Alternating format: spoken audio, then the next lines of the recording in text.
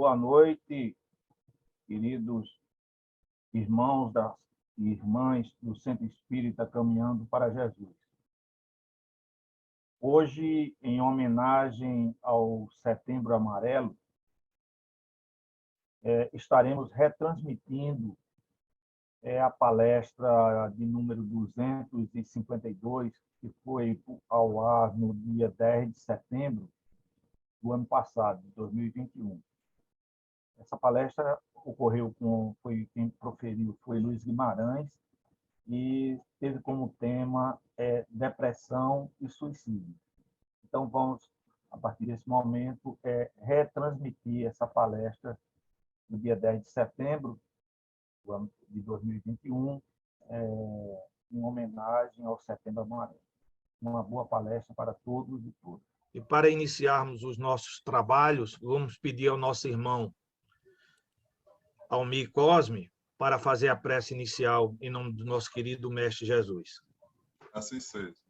Meus irmãos, minhas irmãs, boa noite.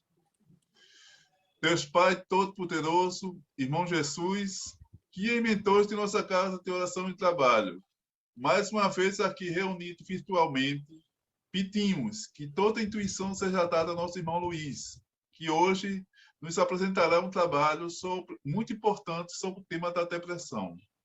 Pedimos também ao Pai que toda a energia dessa reunião seja levada àqueles irmãos que estejam em leitos de hospitais, que estejam no meio da rua necessitando de uma ajuda, que estejam carentes de uma palavra amiga.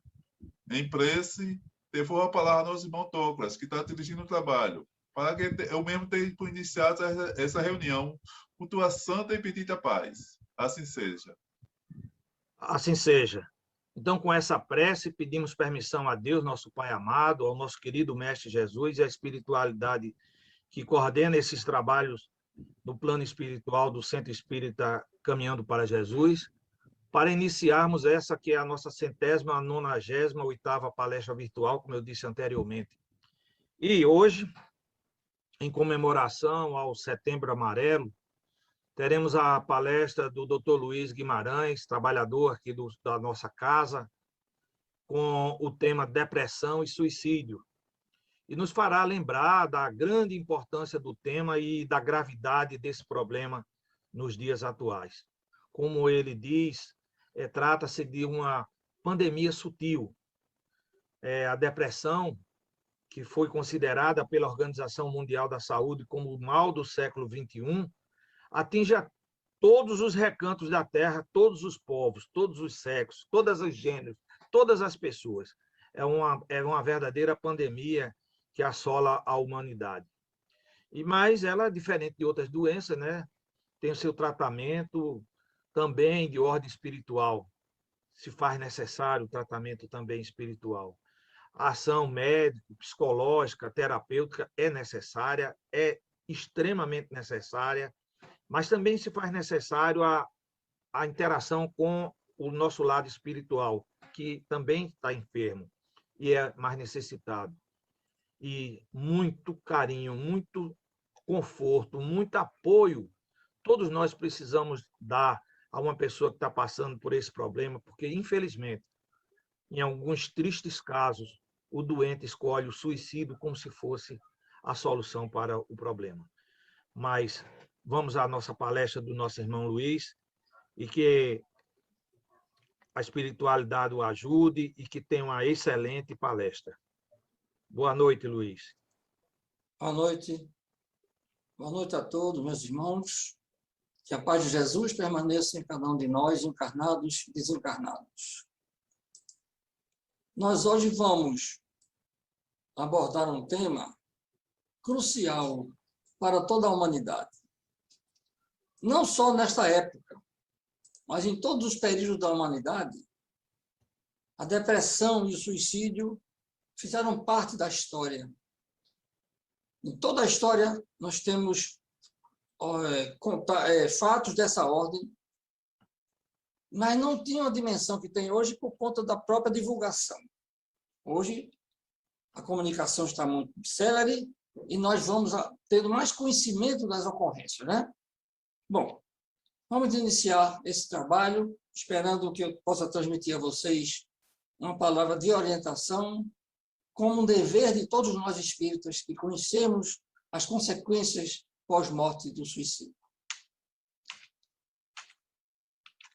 Inicialmente, depressão, um pouco de história e conceitos. Mas, falar em doença, vamos definir saúde, antes de tudo. A OMS define saúde como um estado de completo bem-estar biológico, psicológico e social do indivíduo e considerava o bem-estar espiritual, desconsiderava, isto é, o sofrimento da alma. Tinha, portanto, uma visão reducionista, organicista da natureza humana, não havendo em sua totalidade, entre mente, corpo e espírito. O homem não era visto na sua inteireza, já que a nossa essência é o espírito. Isso são palavras do professor Sérgio Felipe Oliveira. A partir de 1998, saúde é definida como bem-estar biopsico-sócio-espiritual e está catalogada na Codificação Internacional da Doença, que antes não havia isso. Item F44.3. Digamos que saúde é o estado ideal da vida. Doença é a ocorrência vibratória perturbadora, mudança de comportamento na organização molecular no indivíduo ou no seu psiquismo em processo de amadurecimento. Todos nós sabemos que somos seres ainda indefinidos, que estamos ainda em processo de aperfeiçoamento.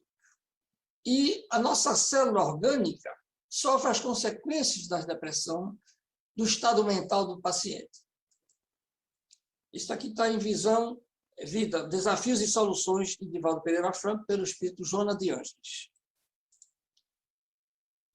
Depressão na antiguidade, já que é uma doença longínqua, não é uma doença do século, ela está sendo agora considerada doença em termos de pandemia, em termos de incidência, mas é uma doença que vem da antiguidade.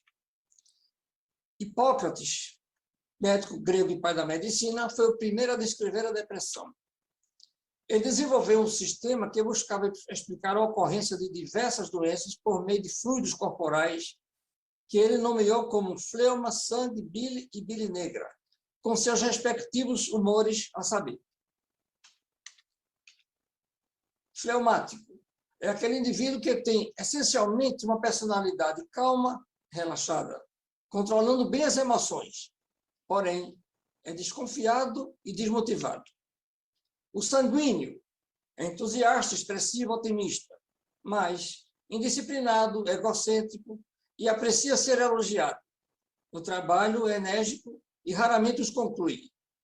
Este aqui já tem o egoísmo, já tem a vaidade, então vocês vejam que tudo tem a ser feito para aperfeiçoar cada um de nós.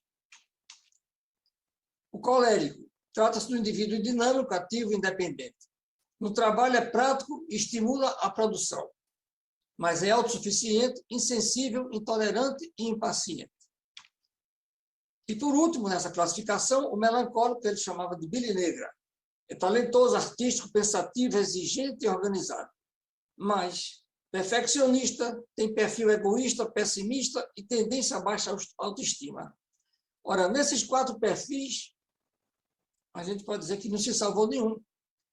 Observemos que cada um deles tem algo de bom, mas tem algo a ser corrigido, e o mesmo de bom tem que ser aprimorado.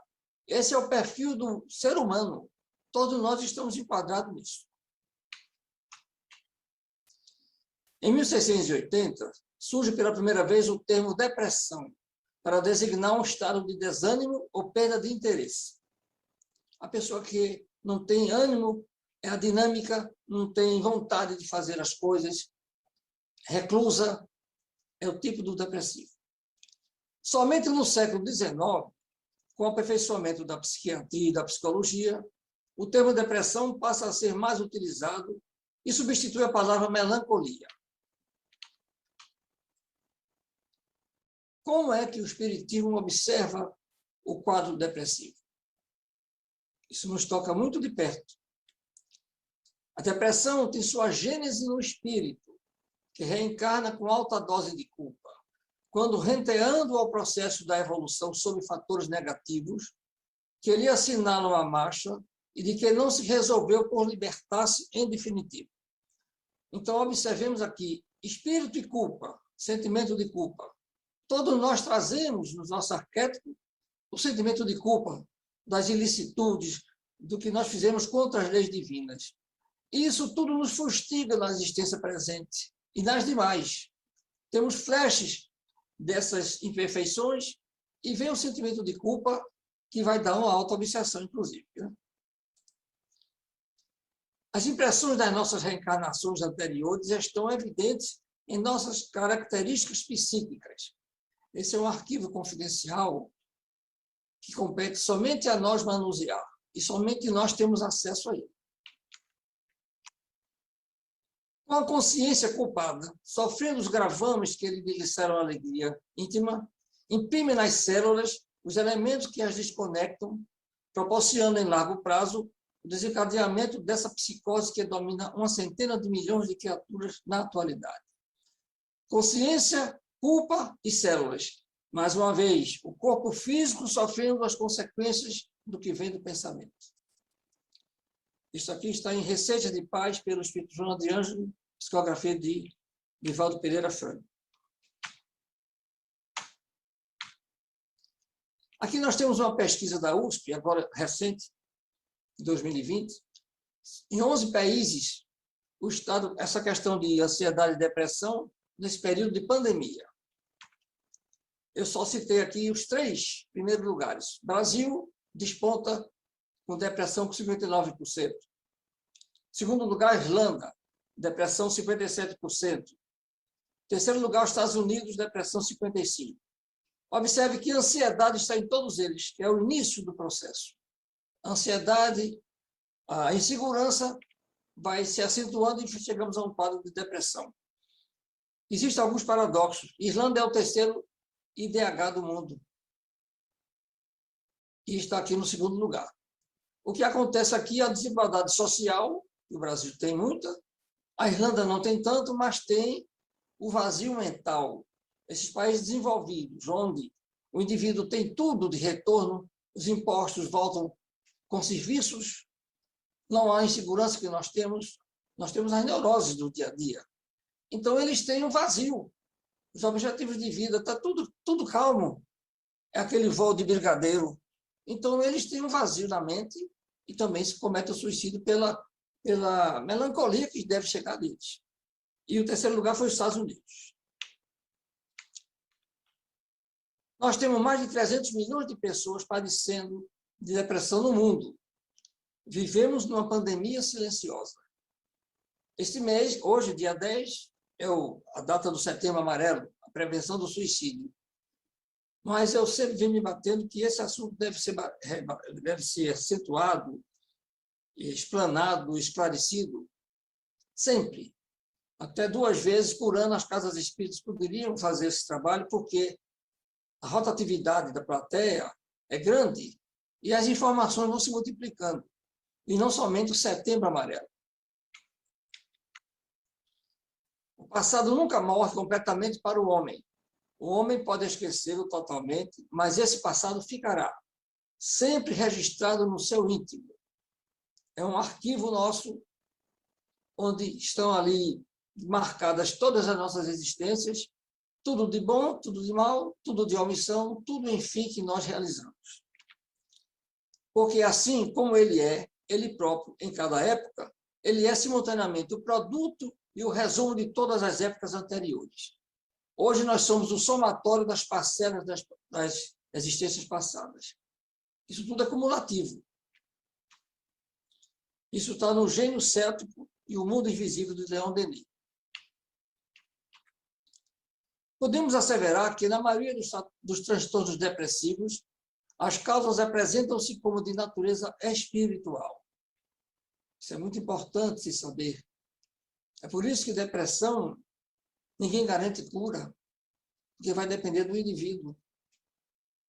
A medicação, a terapia, são atenuantes para aqueles períodos de maior gravidade, mas o remédio quem tem é o próprio enfermo, porque é o espírito que está enfermo. Livro Vitória sobre a Depressão, psicografia de Divaldo Pereira Franco, pelo Espírito Joana de Ângeles. Segundo Emmanuel, a depressão interfere na mitose, que é a divisão celular, contribuindo para o envelhecimento precoce, aparecimento do câncer e de outras doenças imunológicas, facilitando as infecções. Mais uma vez, o organismo físico sofrendo os efeitos do estado mental do paciente. A mitose é um processo fisiológico normal de toda célula. É um processo que ela se divide em dois. Mas ela trabalha com um grau de energia que nós mentalizamos. Nosso campo mental é quem vai dar para as células a energia necessária para o seu trabalho fisiológico.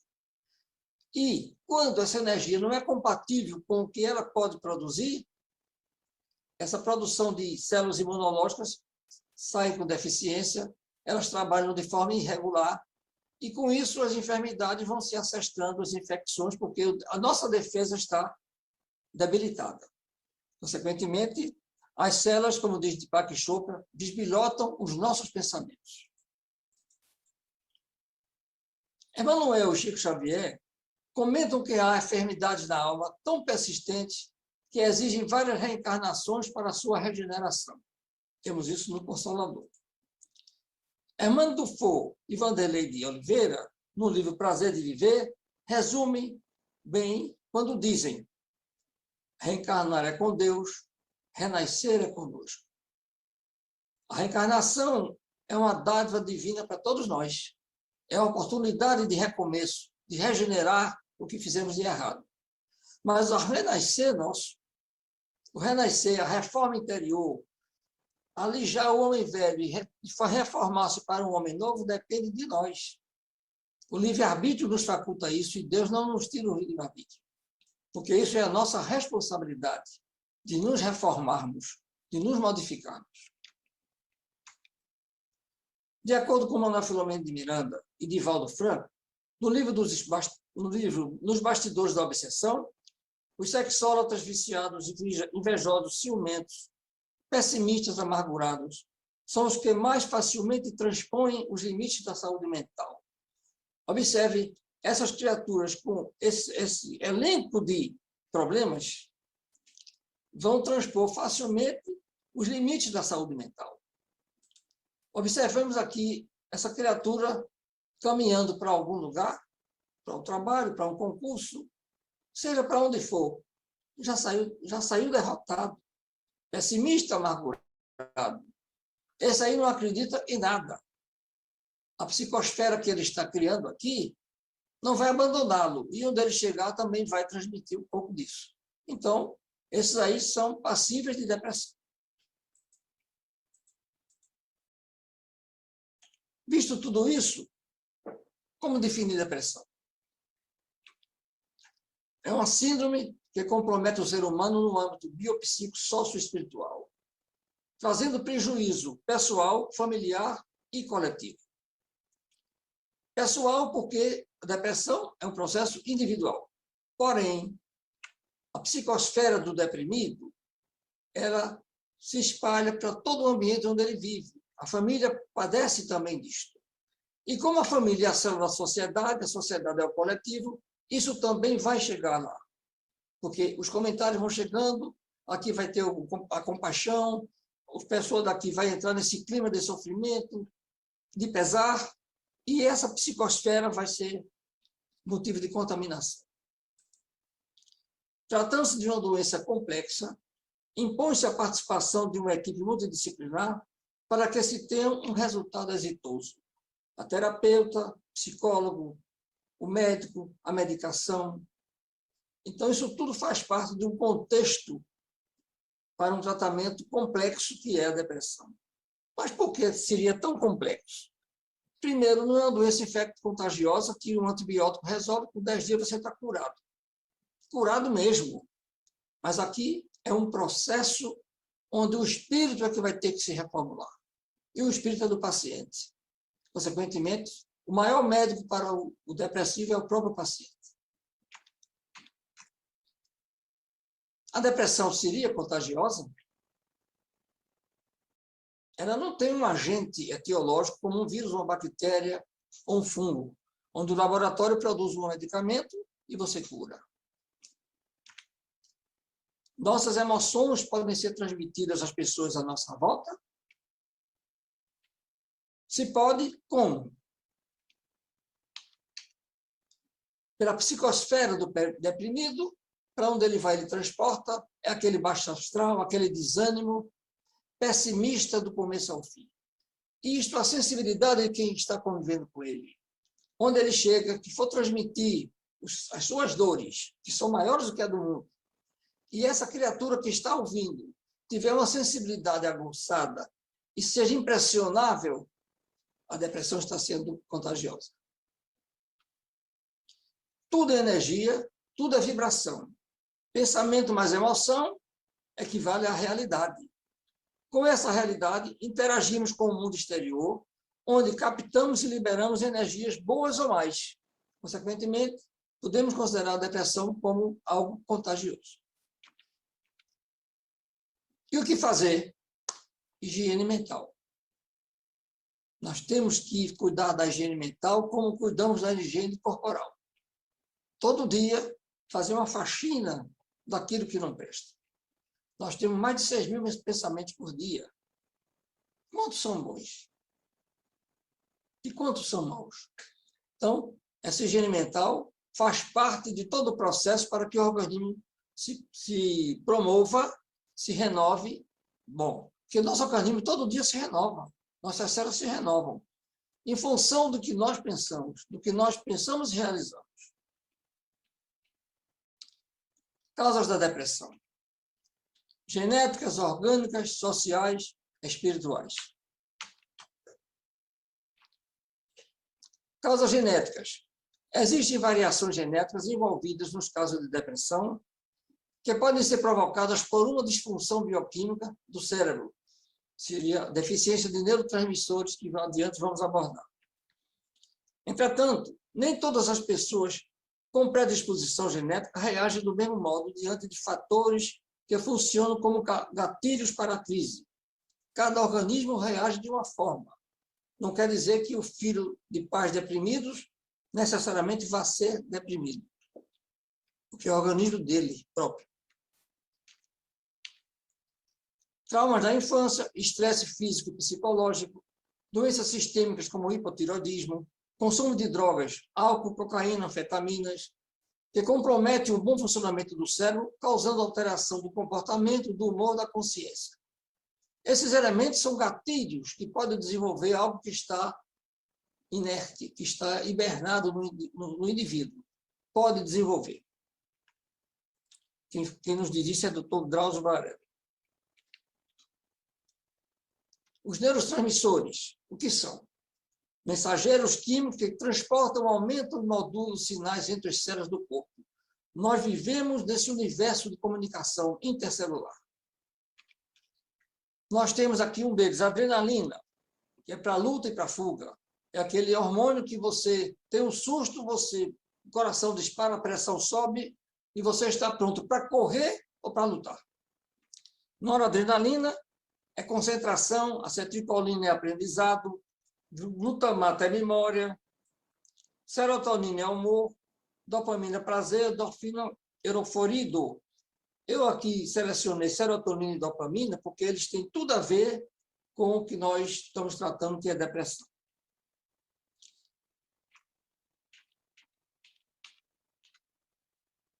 E nós temos um segundo cérebro, para quem não sabe. Eles interagem muito. E no segundo cérebro é onde se produz a maior quantidade de serotonina e dopamina. Mais de 90% da serotonina e 50% da dopamina, responsáveis pela sensação de bem-estar e prazer, são produzidas pelos intestinos. Então, o nosso intestino é o nosso segundo cérebro. Quando você vê alguém enfesado, é alguém cheio de fezes. Isso é a verdade. E o médico que for tratar do deprimido, se olhar a função digestiva, como está o intestino dele, não adianta dar antidepressivo tricíclico, nada disso. Porque o órgão que produz 90% de serotonina, que é o hormônio do prazer, do humor, ele está obstruído, ele não está com a sua funcionalidade adequada, em pleno vapor. Consequentemente, tem que deixar aquele órgão em condições de funcionar bem. Ali não é via de estacionamento, é trânsito. Então, é importante cuidar do intestino, que é o segundo cérebro nosso. E neles há uma rede de 500 milhões de neurônios. No nosso intestino temos 500 milhões de neurônios. Como no coração nós temos 40 mil neurônios. Causas orgânicas da depressão, endógenas, quer dizer, internas. Baixo nível de neurotransmissores, que eu acabei de citar, disfunção da glândula pineal, vamos citar adiante, é importantíssimo.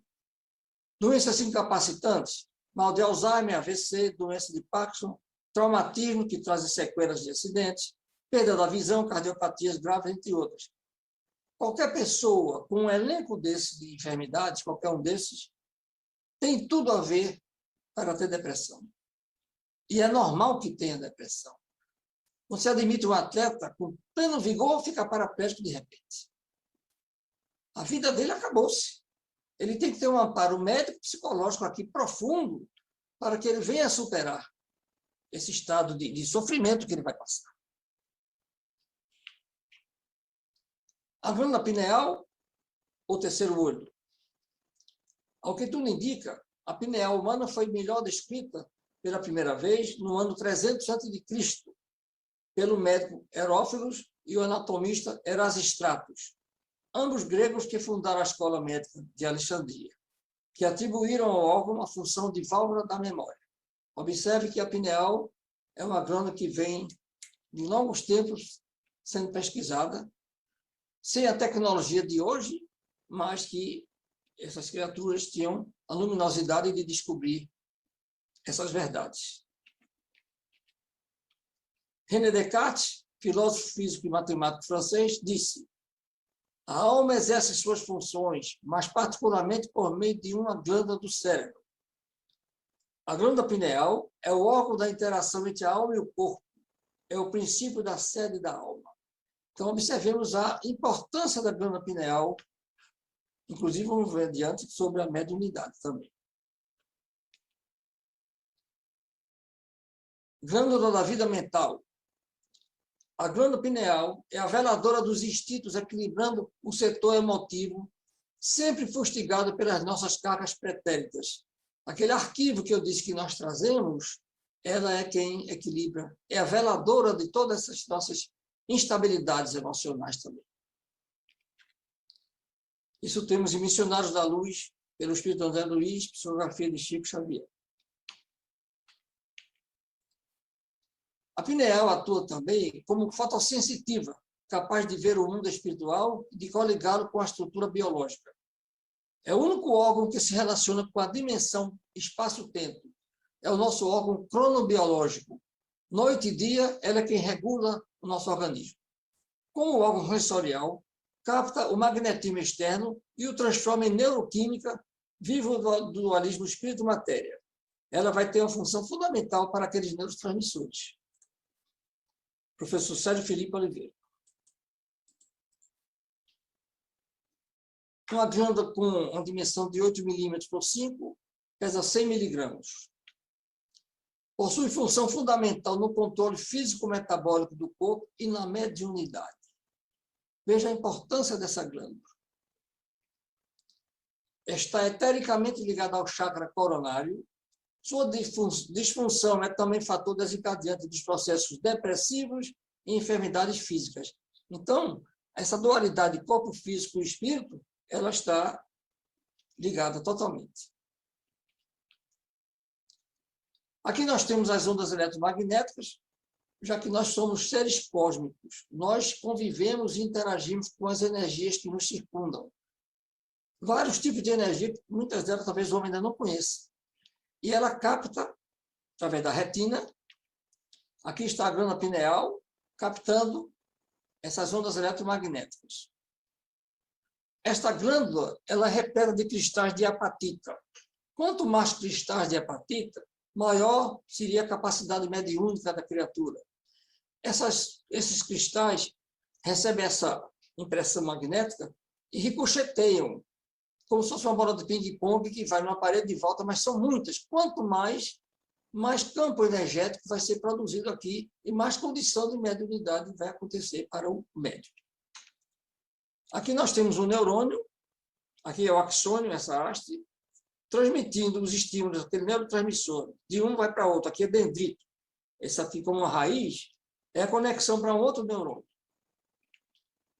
E aqui é a sinapse, que é essa conjunção de um para o outro.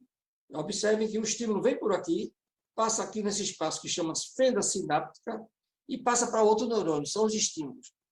Quando há deficiência desses elementos, aqueles todos que nós citamos vão fazer falta no nosso organismo, na nossa bioquímica, e vão trazer transtornos de toda ordem. Aqui, 2 neurônios se comunicando, está aqui o transmissor e o receptor, aqui a fenda sináptica, e aqui uma expansão do processo, vários neurônios interagindo simultaneamente. Existem 86 bilhões de neurônios no sistema nervoso, onde são realizadas 100 trilhões de sinapses. 100 trilhões dessas conexões são realizadas. Essa complexidade do nosso corpo é fantástica. As causas sociais da depressão. Desemprego, insegurança, violência, crises familiares e afetivas, perdas importantes, fobia social, agorafobia, pessoa que tem medo de ambiente com muita gente, aglomeração, bullying, redes sociais, que é o cyberbullying, e jogos depressivos, baleia azul, que vez por outra acontece um modismo com essas coisas para que as crianças se suicidarem. Tudo isso começa com o processo de ansiedade.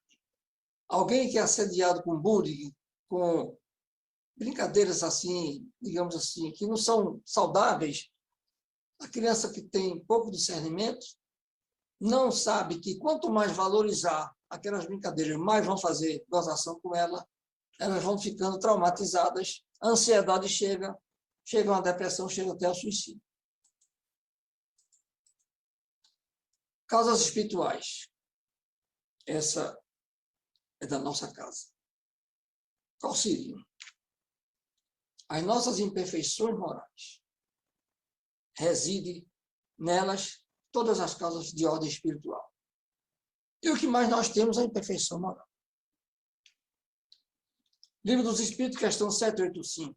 Qual o maior obstáculo ao progresso? O orgulho e o egoísmo. Refiro-me ao progresso moral porquanto o intelectual se efetua sempre. Por isso que há disparidade intelectual e moral, à distância. O egoísmo é a fonte de todos os vícios, como a caridade é a fonte de todas as virtudes. Nos diz isso Allan Kardec. Aqui nós vamos fazer um parâmetro entre tristeza e depressão. Tristeza todos nós temos, todos nós choramos, somos seres humanos sensíveis, emotivos. Tristeza é comum, a depressão não. Alguém comete um erro, tem consciência, tem um arrependimento, tem uma certa tristeza, mas tem a reparação. Aquilo passou. Ele passou uma esponja nessa história. Um segundo elemento, pratica um erro, tem consciência, tem culpa, tem remorso, tem ideia fixa, vai chegar a auto-obsessão e depressão. Por quê? Aqui que seria tristeza, arrependimento, ele já sentiu culpa. O remorso ficou remoendo aquela ideia fixa. Então, isso aí ele vai construir um processo depressivo. Então, isso aqui tem que haver tratamento médico-psicológico. Os sintomas da depressão: angústia, ansiedade, desânimo, cansaço fácil, apatia, desesperança, falta de motivação, sensação de falta de sentido da vida, sem vontade de viver, desejo de morrer, insônia, irritabilidade. Isto é a maior causa de absenteísmo em 2020. Então, é uma doença que preocupa a saúde pública, preocupa os países, porque as criaturas com nível de produtividade estão incapacitadas de produzir. Do ponto de vista econômico, para a nação, é ruim. Do ponto de vista médico, social, é transtorno para quem convive com ele. resistência ao tratamento. O depressivo não se considera doente. Busca o isolamento, medo de assumir sua fragilidade. Mantém silêncio, forma de agressão à família. Ele busca se isolar porque ele foge. Ele foge da realidade. Ele se isola porque ele não quer conviver. E observe que geralmente fica num quarto escuro, a luz incomoda. Por quê? Ele ali está realmente tendo a influência de outros irmãozinhos daquele mesmo nível vibratório. E prefere se isolar naquele mundo dele e sofre. Sofre porque não convive com ninguém, não desabafa. Depressão, corpo, mente e alma. Isso é do psicólogo Wagner Luiz Garcia Teodoro.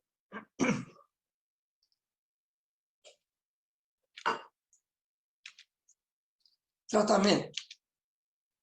Antidepressivo, terapia cognitivo-comportamental, que é o TCC, controle hormonal, probióticos, tratamento ortomolecular, que é o equilíbrio, fototerapia, que inibe a melatonina, que é o hormônio do sono, e libera a serotonina, que nós falamos, que é o hormônio do prazer e do bem-estar. Probióticos são elementos que vão melhorar a flora intestinal.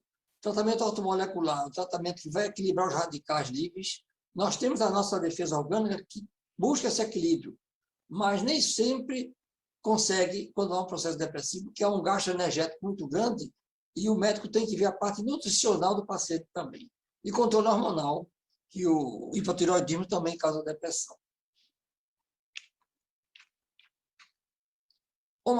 Homeopatia, florais de Bach, estimulação magnética transcraniana, um processo aceito pelo Anvisa. E aqui um dado, cerca de 2/3 das pessoas tratadas respondem de modo satisfatório ao primeiro antidepressivo prescrito. Quer dizer, é uma doença controlável. Agora, a cura vai depender do paciente. O espírito dele vai ter que se reformar, vai ter que se atualizar com o Evangelho de Jesus para que ele consiga transpor esse obstáculo, essa dificuldade. Mas ninguém garante a cura de ninguém. Na década de 1960, surgiu a terapia cognitivo-comportamental, TCC, através do neurologista e psiquiatra Aaron Tenkenbeck, que hoje é de eleição devido aos bons resultados obtidos. Tríade cognitiva negativa. Aqui está o indivíduo depressivo, considerando ele perante o mundo e perante o futuro. A visão que ele tem sobre tudo isso é isto. Sobre o eu sou inútil, eu não consigo fazer nada direito. Sobre o mundo, todo mundo me odeia. Tudo é terceirizado, tudo está errado, menos ele. Sobre o futuro, as coisas nunca vão mudar. Pessimismo em alto grau. Baixo astral, baixa autoestima, depressão. E aqui está uma forma do tratamento. Em determinado evento, vai haver avaliação cognitiva. Como é que o indivíduo se comportou com aquele evento? O que foi que ele captou daquilo?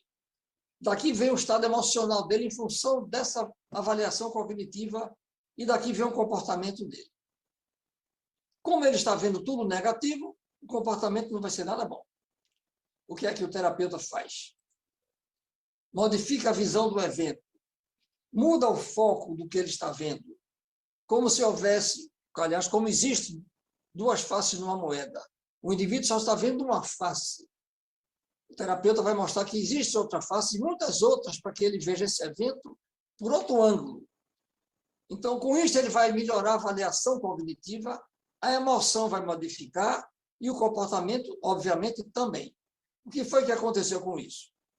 Beneficiou o padrão vibratório dele. Trouxe otimismo para aquele foco negativo que ele estava convivendo. Tratamento espiritual.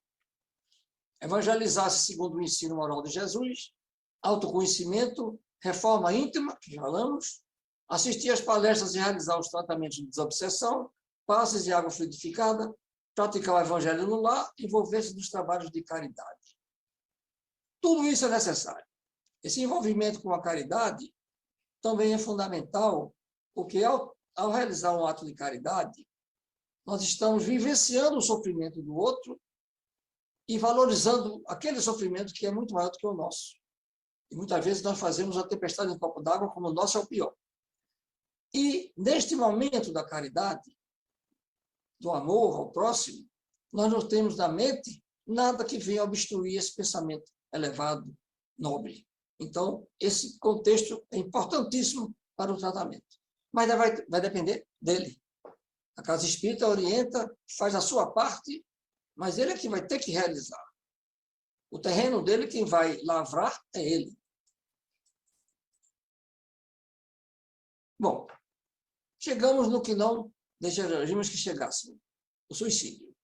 Uma calamidade mundial. O Setembro Amarelo começou com Mike M., um jovem de 17 anos, habilidoso em mecânica de automóvel. Eu sei que ele pegou um Mustang 68, reformou, atualizou, pintou de amarelo. Mas, não se sabe por que, suicidou-se. E foi aquela consternação total. Seus amigos escreveram cartões postando no velório: se precisar, peça ajuda. E distribuíram no velório o fato. O velório. O fato expandiu-se pelos Estados Unidos. Então, foi algo que expandiu-se. Um professor de outro estado americano havia recebido um dos cartões de uma aluna pedindo por ajuda. Veja bem, ele cometeu suicídio, não foi bom para ele nem para a família, mas ele deixou uma raiz do bem. Um lado mau, mas que trouxe algo de bom. Desencadeou para o mundo todo a visão para esse problema do suicídio. Olhando esse fato trágico para ver o fruto bom que ele nos trouxe. Por isso que é importante a gente ver toda dor pode ter uma lição que possamos aproveitar. Aqui nós dizemos que é o ano todo, esse Setembro Amarelo, amor à vida, o ano todo e não somente no mês de setembro. A visão espírita sobre o suicídio. Livro dos Espíritos, questão 944. O homem tem o direito de dispor da sua própria vida? Não. Somente Deus tem esse direito. O suicídio voluntário é uma transgressão da lei divina. Tudo nosso é por empréstimo. Se nós fôssemos donos da nossa vida, nós marcaríamos o dia do desencarne, marcaria o dia que vai ter uma doença ou que não vai ter. Deus nos deu a vida, nos deu o livre-arbítrio para nós administrarmos a nossa vida. Mas Ele é que sabe o melhor para nós e é Ele que é dono da nossa vida. Livro dos Espíritos, questão 957. Quais, em geral, em relação ao estado do espírito, as consequências do suicídio? Muito diversas são as consequências do suicídio, não apenas determinadas, e em todos os casos correspondem sempre às causas que o produzem. Todo delito tem a sua penalidade em função da gravidade, das circunstâncias. Cada caso é um caso. Não pode ser uma pena genérica. Não pode. Há, porém, uma consequência que o suicida não pode escapar. É o desapontamento. Do outro lado, com a consciência lúcida, ele vai ver a transgressão da lei divina, vai ter um arrependimento forte, vai ter um desapontamento e um sofrimento inigualável. Por isso que é bom sempre alertarmos para quem tem uma ideia dessa que demova essa ideia, porque não está livrando do problema, está aumentando o problema. Suicídio, solução insolúvel. Conscientizar as criaturas a respeito das consequências do ato no além-túmulo, das dores que nasceram nos familiares e do ultraje às leis divinas é método salutar para diminuir a incidência dessa solução insolúvel. Temas da Vida e da Morte, capítulo 1 de Valdo Franco, pelo Espírito Manuel Filomeno de Miranda. Há um aumento preocupante de suicídios em todos os países. O que pode ser feito a respeito? A doutrina espírita é uma vacina contra o suicídio, mostrando-nos que se trata de uma porta falsa, que nos precipita em sofrimentos 1000 vezes acentuados. Por isso, um dos grandes recursos para combater o suicídio é a divulgação. Reencarnação, tudo o que você precisa saber, de Richard Simonetti. Prevenção. Observar a mudança de comportamento, realizar abordagem cautelosa com palavras de incentivo à vida, oferecer apoio procurando externar confiança, valer-se do CVV, fone 188, buscar imediato apoio médico-psicológico, entre outros. Esse é o quadro de prevenção, para quem desconfia de alguém que quer fazer esse ato translocado. Observar o sentimento de vitimização, que são as frases de alerta. O deprimido, no caso, que queira se suicidar, ele sempre é vítima. Ninguém o compreende, o mundo não quer saber dele, é rejeitado por todo mundo. Eu preferia estar morto. Eu já sei o que vou fazer. Eu não aguento mais. Eu sou um perdedor e um peso para os outros. Os outros serão mais felizes sem mim, entre outras frases de lamentação. Então, são criaturas que não têm amor à vida, porque não conseguem enxergar o valor da vida. A vida tem um grande valor. É preciso que a gente procure viver. Não é viver bem, é viver para o bem. Aí você vai se sentir melhor. Às vezes o suicídio vai sendo tecido artesanalmente no íntimo da alma e a pessoa não demonstra isso para nós. Quem nos diz isso é o Dr. Neuri J. Bottega, professor titular da Unicamp. A cada 40 segundos, uma pessoa tira a própria vida no mundo. Mais de 800 mil casos de suicídio ocorrem anualmente. Trata-se de um grave problema de saúde pública. No Brasil, a cada 46 minutos ocorre um suicídio. Quadro grave. Segundo o psiquiatra Rodrigo Almeida Ramos, da Bahia, os índices apontam que, em mais de 90% dos pacientes que se suicidaram, havia uma doença mental relacionada.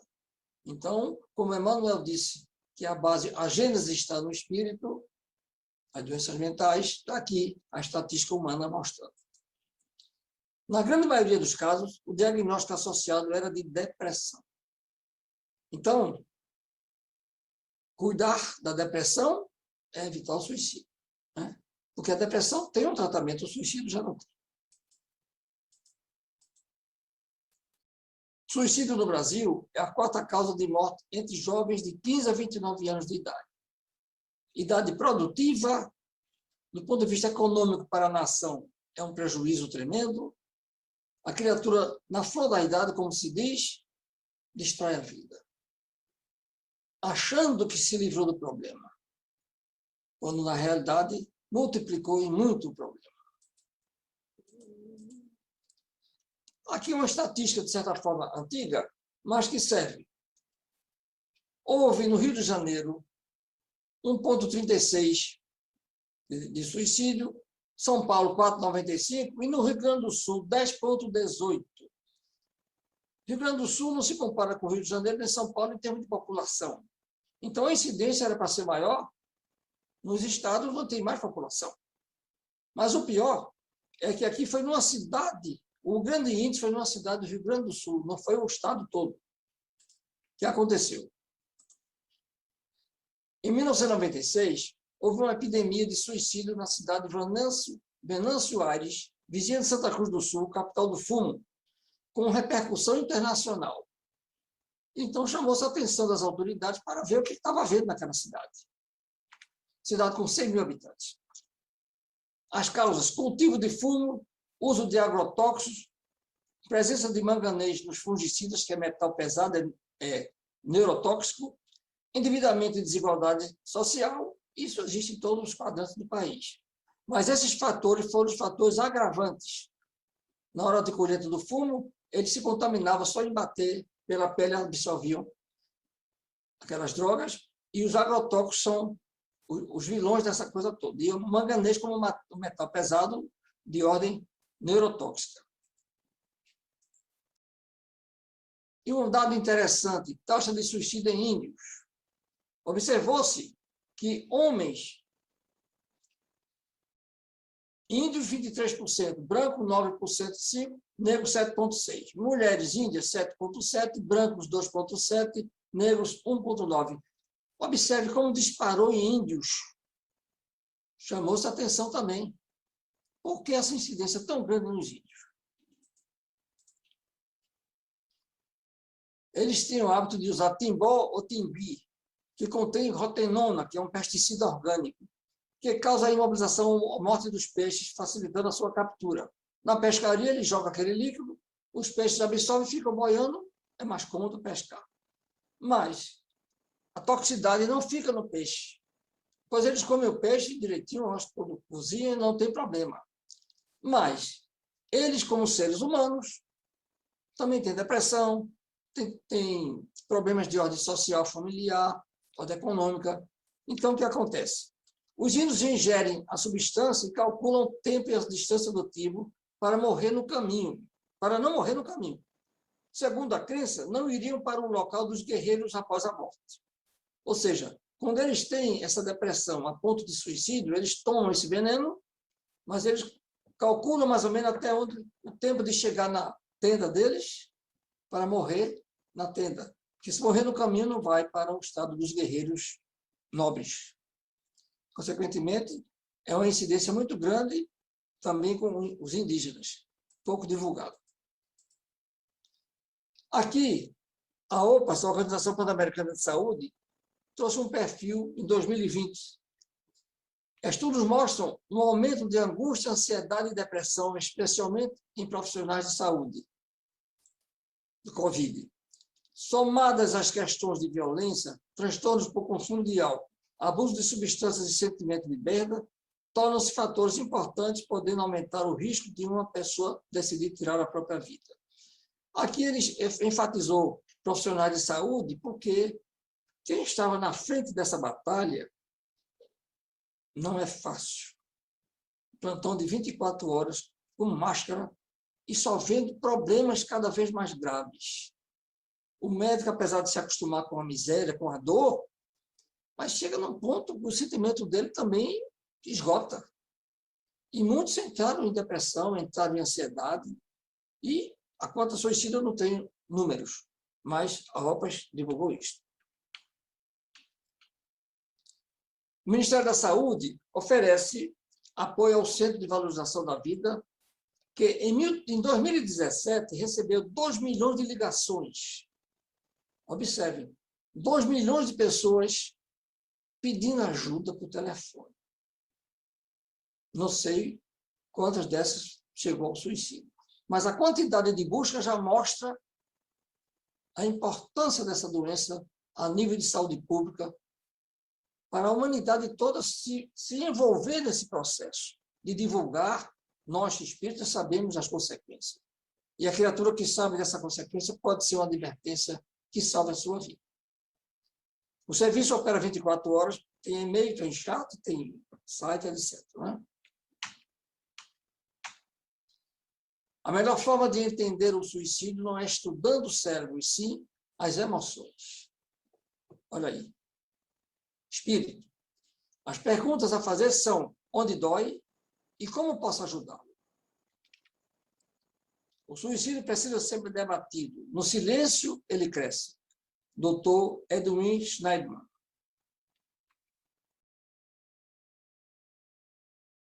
A imaginação é a metade da doença. A tranquilidade é a metade do remédio. A paciência é o começo da cura.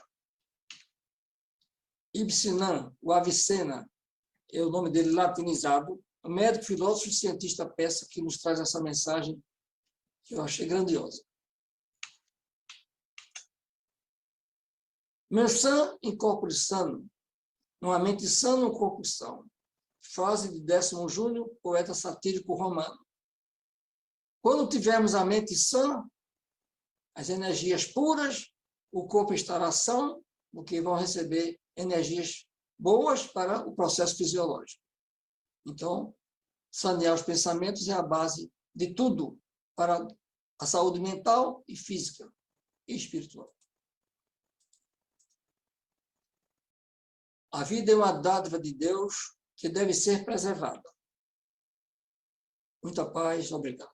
Depois dessa palestra fantástica, Dr. Luiz, sobre a depressão e o suicídio, os cuidados que nós precisamos ter com uma pessoa que está depressiva, o alerta que os pequenos sinais que um depressivo emite e que precisamos, como familiar, como amigo, estar atentos para socorrer aquela pessoa que está passando por esse problema tão sério, que é a depressão, e que, infelizmente, em alguns casos, leva a pessoa até a cometer o ato extremo do suicídio. Mas vamos ter confiança, né? Vamos lutar, vamos ter fé. E, ao sentir os primeiros sintomas, buscar ajuda profissional, médica, de um psicólogo, de um psiquiatra, buscar também uma casa espírita para que possa ser orientada, buscar uma pessoa de confiança que ele possa levar o seu problema, um profissional, porque nessas horas é necessário a presença de um profissional que saiba lidar com esse problema tão sério que é a depressão, ou buscar ajuda através do Centro de Valorização da Vida, que o Dr. Luiz acabou de citar, ou hoje tem um projeto também escutatória, de um grande trabalho que está sendo realizado dentro do movimento espírita brasileiro, coordenado aqui por Pernambuco, que também está levando conforto a essas pessoas que estão passando por esse problema. Mas, principalmente, nós, como seres humanos, como pessoas que convivem com alguém que está vivenciando esse drama tão sério que é a depressão, precisamos ajudá-lo, ter a coragem de chegar, conversar, dialogar, dizer que ele não é o fim do mundo e as coisas não funcionam para ele. Não é assim. Ele também é filho de Deus, ele é um filho amado, como nós somos, e que o problema que ele está passando é um problema momentâneo, que com certeza terá solução. Todos os problemas que surgem na nossa vida têm solução. Nós não podemos até entender aquela solução naquele momento, mas Deus jamais vai dar uma cruz maior para nós do que nós podemos suportar. Todas as nossas dificuldades, todas as nossas adversidades, nós temos capacidade, sim, de superá-las, de enfrentá-las, com certeza, porque Deus é o nosso Pai, Deus está nos coordenando as nossas vidas. Então, precisamos confiar nisso, confiar no Pai. Nós somos filhos amados. Não esqueçamos nunca disso. Nós somos filhos amados de Deus. Mas, com essas minhas considerações, que eu peço desculpa de estar fazendo, porque é um tema que realmente mexe com todos nós, esse tema da depressão, o tema de algumas pessoas que cometem suicídio. Então, merece muito cuidado da nossa parte, de todos nós. Mas, para encerrar os nossos trabalhos da noite de hoje, eu vou pedir novamente a Luiz para agora fazer a prece de encerramento em nome do nosso querido Mestre Jesus. Pai de bondade, Mestre amigo Jesus, espiritualidade da Casa Espírita Caminhando para Jesus, sempre nos auxiliando nos trabalhos realizados. Agradecemos a oportunidade de trazer um tema palpitante, muito sério, muito grave, para que todos nós tenhamos consciência da necessidade de ajudar, buscar aqueles que estão necessitados da caridade moral, da palavra, da orientação. Neste 10 de setembro, que é dedicado ao Setembro Amarelo em todo o mundo, e nossas preces, essas energias puras cheguem a todos aqueles irmãos que perderam a vida por esse ato de loucura, que a Maria Santíssima acolha cada um deles, confortando-os na recuperação desses espíritos sofredores, que possam eles repousar em paz na casa do Pai. Em prece, devolvo a palavra ao irmão Douglas para concluir os trabalhos da noite, na santa e divina paz. Assim, com essa prece, pedimos permissão ao nosso querido Pai, a Jesus, nosso irmão amado, para, em seu nome, encerrar essa palestra, esse estudo da noite de hoje, tão importante nesse dia 10 de setembro, dia dedicado ao suicídio no mundo todo, não dedicado ao suicídio, ao combate, ao enfrentamento dessa doença tão séria. Que a nossa mãe Maria, mãe de Jesus, nossa mãe espiritual, nos seus trabalhos maravilhosos, possa acolher todos esses nossos irmãos que partiram nesse ato extremo de sofrimento e de dor. Que a luz amorosa do nosso Mestre esteja com todos nós. Boa noite e que Deus, com a sua infinita bondade, nos abençoe sempre. Boa Assim noite. seja.